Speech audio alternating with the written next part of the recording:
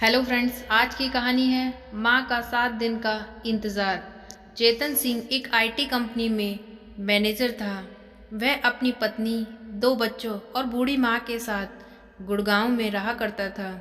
उसकी माँ का नाम था सुनीता देवी। उन्हें शुगर और बीपी की बीमारी थी। उनके हाथ और मुंह की झुर्रियाँ साफ नज़र आती थी। अपनी बीमारी के चलते हुए अधिकतर वह बीमार ही रहती थी। सुनीता देवी को अपने बेटे से बहुत स्नेह था। बचपन से ही वह अपने बेटे को पलकों पर बिठाकर रखा करती थी और उनकी सारी फरमाइशों को पूरा किया करती थी। उसने अपने बेटे को बड़े ही लाड़ प्यार से पाला था। वह कभी उसकी अपनी आंखों से ओझल नहीं होने देती थी। वह उसका इकलौता बेटा था।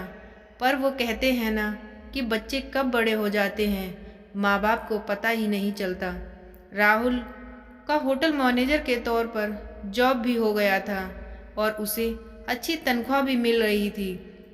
शादी भी उसकी हो चुकी थी और उसके 2 बच्चे भी थे। जब तक उसके बच्चे हुए वह अपनी माँ के साथ ही रहा करता था। फिर जब उसके बच्चे कुछ बड़े हो गए तो उसकी बीवी और उसकी माँ में कुछ ना कुछ अनबन हमेशा बनी ही रहती थी और उसकी बीवी उसकी माँ को बिल्कुल भी पसंद नहीं किया करती थी।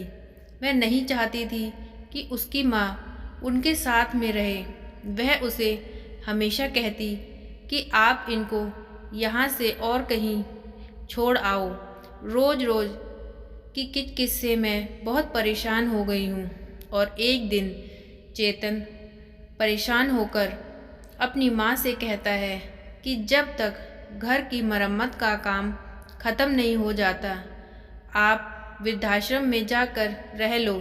वहाँ पर आपकी उम्र के और भी लोग होते हैं तो आपका मन भी लगा रहेगा।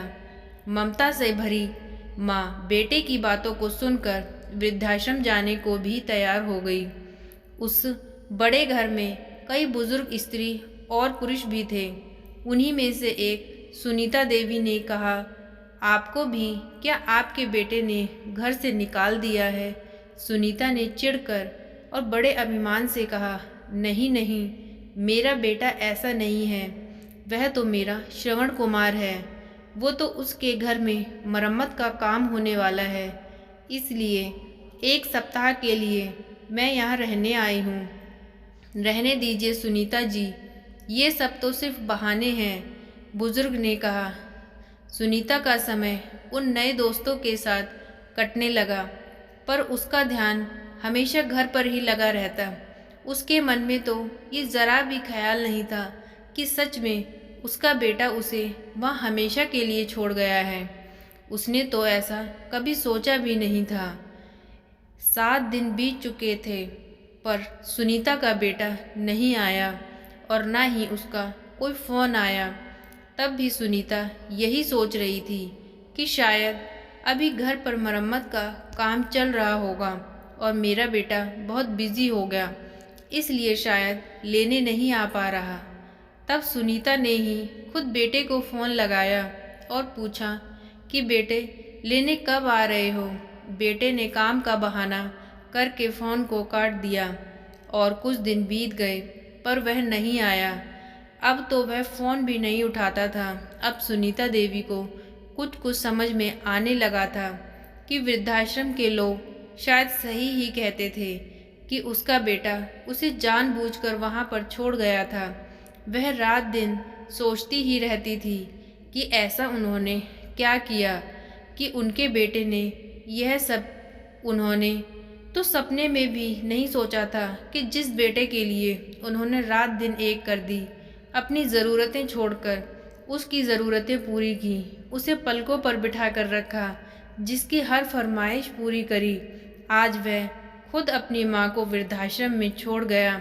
और सोचते सोचते सुनीता देवी के 7 दिन 7 महीने में बदल गए, पर बेटा उन्हें लेने नहीं आया और उनकी आखिरी सांस तक उनका ये इंतज़ार ही रह गया।